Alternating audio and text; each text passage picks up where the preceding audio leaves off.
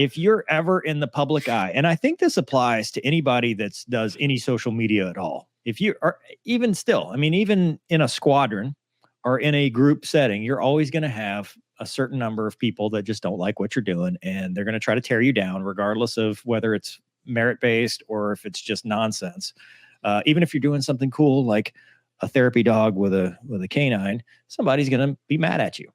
And so the Mental Health Minute today is on how to deal with haters.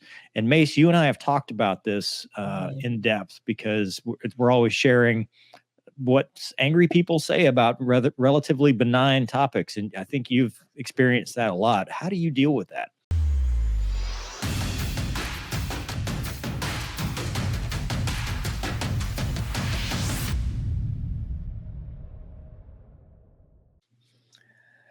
Sometimes well and sometimes not. I think the last time I was on, we talked about it in relation to the Top Gun post I did and how angry people were.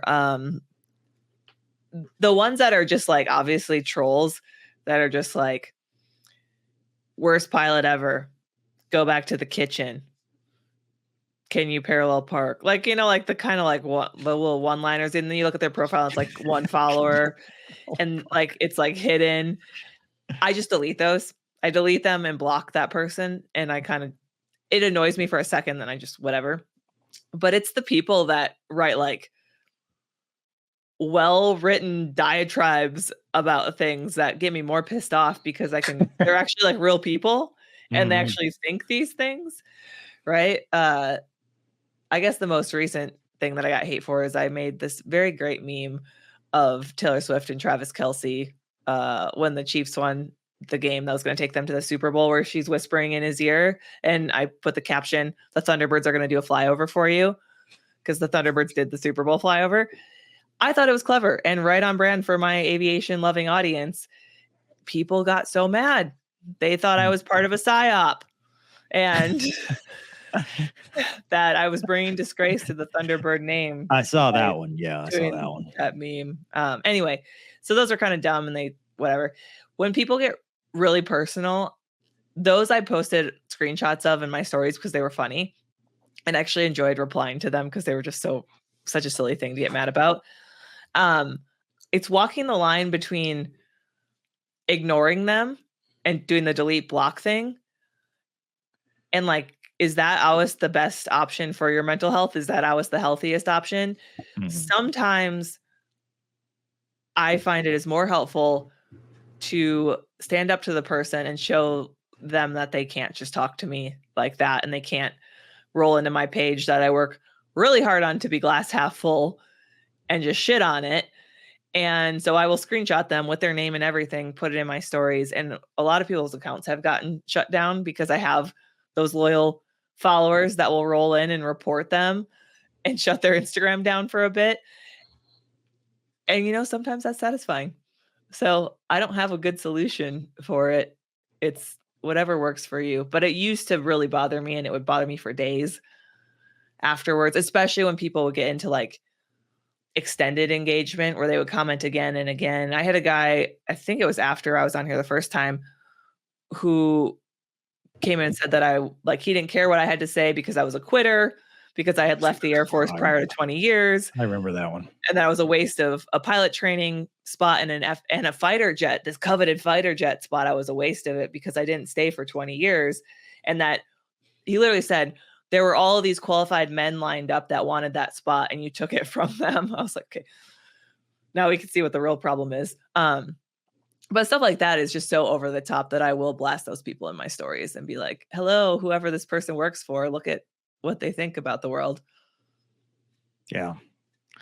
Yeah. The tough one, I think I always, are the ones that get personal. Like, well, first off, if it's somebody that's in the field, because it's easy when it's some dumbass know nothing, you're like, whatever. But when it's actually another fighter pilot, another pilot, somebody that's got some level of credibility, those are the ones you kind of internalize, because you're like, these are, my peers. And for whatever reason, they believe that.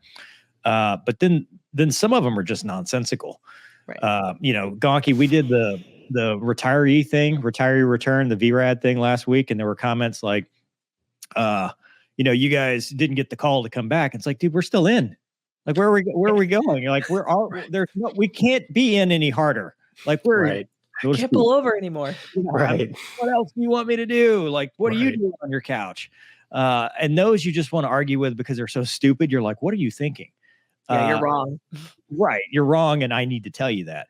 And then, of course, there's the, you're washed up has been because, you're out or whatever. You couldn't hack it. Those kind of aggravate to a certain degree.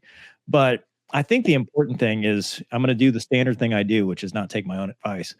When you get into a situation like this, you have to compartmentalize it like we do everything else, right? Because sometimes our brains are wired to take in information, process that information, and then decide what's a threat and what's not. And when we see this on a screen, we internalize it because our brain's going, that's a threat. That's a threat to my own mental well-being, and I need to address it, or I need to make that threat go away. And usually ignoring a threat doesn't work. I mean, we've been taught that our entire lives. We're type A personalities, and you can't just turn that off. But the reality is, as Gonky, I'm sure when he gets, I'm taking his thunder because he's going to say whatever Mover just said. But as he will attest, sometimes you do have to be that guy that has no technological skill and just go, I'm just not going to listen to it, because if you do, you're going to spend your time chasing ghosts. You're going to spend your time chasing stupid people.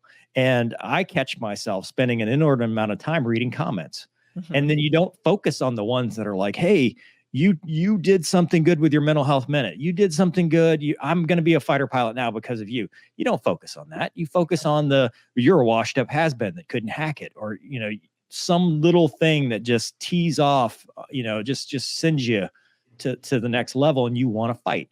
Like I had one guy, because some of them are stupid. I flew with the Harrison County Sheriff's Office as a video. I did a video with their helicopter people. I did a great interview with both of two of their pilots. And I had a guy following me around on every video, calling, because I'm also a deputy with the St. Tammany Parish Sheriff's Office. Again, Harrison, St. Tammany. I don't work for Harrison. I'm a reserve volunteer for St. Tammany. And he was calling me a corrupt deputy because I worked for Harris County, which is in Texas.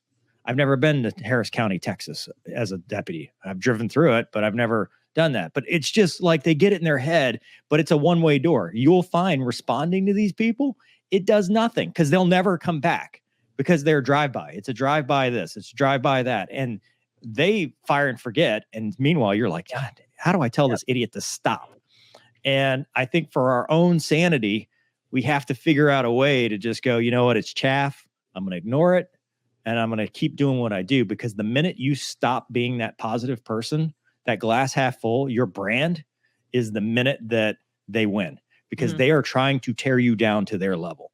They are trying to take you from, because it's always, a good friend of mine who's probably watching this says it's always jealousy, right? They see you up here. They know they can't get there. So they want to drag you down. Yep. They want to take you from where they think you are, even though we as humble fighter pilots go, well, we're not there. I don't deserve that. It's the imposter syndrome, right? Because the imposter syndrome that you talk about a lot is always nagging at us, telling us we don't deserve to be here. And anytime we see somebody validate that, we try to bring ourselves down to it to agree with them. But the reality is we're not there. You're not there. You've done a lot, and it's acknowledging your own accomplishments to bring yourself back to where you should be, not to where they think you are. And I'm going to bring my pitch back around before Gonky says, everything Mover just said. If you're struggling with something, 988 mental health professionals within your squadron or within your community. If you got a DPH in your squadron, military one source, these are all good techniques or outlets to talk about this stuff with other people, because you don't have to do this alone. You and I don't have to do this alone. We don't have to struggle with this one thing by ourselves, because I guarantee we're not the only ones that deal with it. So I think anytime you're in this fight, get a wingman. And those that are on the verge of taking it a permanent solution to a temporary problem, please talk to somebody, law enforcement, even if you have to, because we'd rather see you survive. And I'm not talking to you, Mace. I'm talking to everybody. But we'd rather see you succeed than to internalize this and make it something much worse than it actually is. Gonky, what do you got? Same goes for me, double. Just kidding. That's a movie line. Reverse Uno. No, I mean, dude, okay, yeah, you hit all the great points. I will reiterate, because I think other than Doug, who might just be a year older than me, but I'm the older of the three faces on here. And just my generation, I guess I'm not much, I don't spend a lot of time online, which I guess in that case, ignorance is bliss, but that doesn't mean the bullying is happening. And, whether it's to my face or it's online, I've always found that people that are super critical of anything I'm doing, they're not doing much of anything themselves. Yep. And, if you can look at that and be like, okay, if you're going to be, not that I'm a trendsetter, but if you're going to go out there and try to like live an exceptional life, do things that most people don't do, be a Thunderbird, fly fighter jets, promote the military on YouTube, right? Like these are things that a lot of people don't do. You're going to get pushback from people who are jealous of you, who are afraid to step out of their comfort zone and do anything, So, you can play the mental game of, reveling in the fact that, hey, I may be on the right path here. A lot of times, if you're getting criticism from, people that, they're like your family and stuff. A lot of times, they're just trying to keep you from getting hurt. But even, stuff like that, you have to temper it with, what it is you're actually doing. So, how do I deal with haters? Most of the time I just delete them. Mover and I talk a lot about the comments we get on videos, and, his channel is much larger than mine. So he gets a lot more hate, but I've found that as my channel has gotten larger, I get a lot more hate. And occasionally I scroll through the comments and I see it. And it always astounds me that people will take 10, 15, like May said, they'll take like 10, 15 minutes out of their day to type out a well thought out, hateful comment about something that you did to, as a creativity or, as a promotion or something. And it always blows my mind. I'm like, man, I don't have that kind of time, so. Or urge to do it. Or urge. Exactly. Yeah. Exactly. Like, the old adage of like, if you're not going to say anything good, don't say it at all. Right. So, in modern times, social media is a big thing. We've all seen, amongst kids, it's even more of a thing. Right. So, there's kids that are ending their lives over, being bullied on social media, all the hate and stuff. So like Mover said, don't go it alone. And I think part of the way that, he deals with a lot of this is, I get to be his wingman and it helps. Gonky, why are they saying mean things about me? You're not as old as you look, I promise. Oh, dude. I was like, why are you coloring your hair? I'm not coloring my hair. This is the way it always looks. Right. But, get some, get a wingman. And I don't know. That's how I deal with it, is I put it into perspective. And if you want to be like everybody else, just do what everybody else is doing and be nice and safe, and nobody will ever say anything bad about you, But I say, live exciting. So that's all I got. Doug, you're the expert. You keep saying bullying. You are, dude. Gonky's the expert on bullying. For the record, I look 30% older than Gonky. I may only be a couple of years. I get written evaluations of everything I do every 8 to 16 weeks, and I've been in that business for 30 years now. When it first started, I really took it really, really seriously, and like you guys are saying, it was really easy to emphasize the good over the bad. But we use it in our promotional workups. I'm sorry, emphasize the bad over the good. We use it in our promotional workups, and so when I came to my first promotion, I did a statistical analysis because that's how I cope. And, it was like 95% positive. And after that, I just never looked back. Yeah. Except every once in a while, I'll make an example of somebody. I love Mace's strategy. Like, yeah. You're not going to believe what this guy said about me last semester. Yeah. Well, I think as you two have each other that, you're doing this brand together, and so you get to like be like, did you see what that idiot said? Like you get to laugh, and so that the whole wingman thing, being able to take a screenshot of it and share it on my stories and then get all of these messages from people, I get inundated, and I'm just like, and they're all good, right? It's all like, who's that idiot? Don't listen to him, blah blah blah, you're doing awesome things, I appreciate you. and you just get this feel good folder that gets filled up. And so some of it is to blast the person for revenge, I guess, but also some of it is the immediate huge influx of positive feedback that I get. That's like, okay, I am doing a lot of good. I don't need to let this negativity bias affect, how I put myself out there. And then I also have a friend that I was on the Thunderbirds with that I will screenshot. She's not on social media at all. And so I will screenshot the really over the top comments. And every time I send them to her, she just replies in all caps, the audacity. And it's fun. Like, it's fun to have that. We like joke about it. She'll be like, what's their profile look like? Who is this dumb? See, Mace has her own donkey. You find, get your donkey. You're always welcome here. Can we make shirts that say that? Get your donkey. Get your, yeah. We welcome you with 10%. open arms to be a part of our whatever we are. You can always rely on us. I love it. So don't ever feel like you're alone, Mace, because we've got you. No, I appreciate it. And I think that's like a good thing you guys bring up, though, because people can feel super alone when they're, especially like teenagers, young adults, they're at home in their bedroom by themselves on their phone, and they're just getting all this hate rolling in, especially for kids, teenagers who it comes from people at school, like peers. Yeah. And it can go viral, and they could be inundated by all of these people at once that, like, it's just, kids are mean, and that's a tough time anyway. They don't get better as adults. No, they just get better at hiding it. Especially in the fighter community. Maybe your parish. Yeah. All right. Well, great words. Thank you for that. Get through these, and great podcast. Cletus is next. I don't know. People think I know people more than I do. I don't know anybody. I just happen upon no go pills. That's why you sound slurred and drunk. Damn, he's on to us. Plexi says it's a sim, Gonky. Thanks, Plexi. Sorry. Laura says real fighter pilots playing DCS seems like real surgeons playing Operation. Oof, See? True.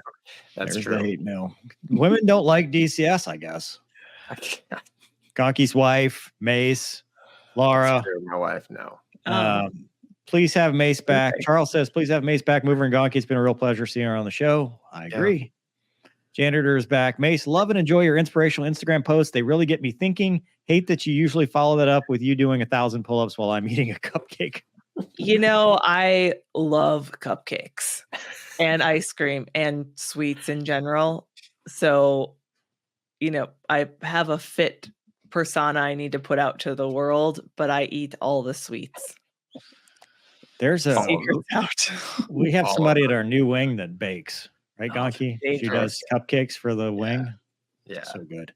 Yes. Luke says, here I am taking all this in, marveling at the sheer incredible abilities of all three of you. Thanks for the conversation. Greetings from Oregon. He also says, Mover, please give Luna a pat for. She hasn't shown up yet. She's the Luna cam is, she's like, you know what? She's been mad. Monday, I'm out of here. Kate Little Wolf says, yes, Mover, and something about the written word in general, even in books, for some of us is more deeply internalized, 100%.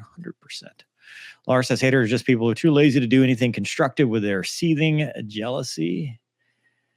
Gunny says, if that question, can you parallel park, ever comes up again, just ask him, can you barrel roll your car? That's a silly thing to ask. It is. Blake says, I know positivity is often backlogged in social media, but I love that I can show my nieces, look at what Mace has done. You can too. It doesn't have to be a fighter pilot. Can do what you put work into. Hell yeah. See? Yeah, I love that. Yeah. Michael says, just remember, for every hater out there, there are 10 more people who support and love you, guys and gals. Kate says, Mace, what is your social media address again? Oh, yes. Instagram. Like, what's my Instagram handle? Yeah, what's your gram? Mace, just my call sign, _ my last name, Curran, Curran. Bring me the followers. Come on, Mover. Bring me your followers. You have one job, Mover. Okay. Yeah. I know Instagram's not your preferred platform. I just am not good at it. I don't know what to take pictures of. It's a lot of work. I've got a dog Instagram, but even that we don't post a lot. Joe says, it's my personal hope, as always, even as 1/7 of 410, that by my support I raise you up. Why tear someone down? Good question. People do. Bob says social media haters are terrible, but interesting. I've been trying to understand this phenomenon since it began, unprecedented in human history. Yep. There you go. Our brains struggle with it. And that's it.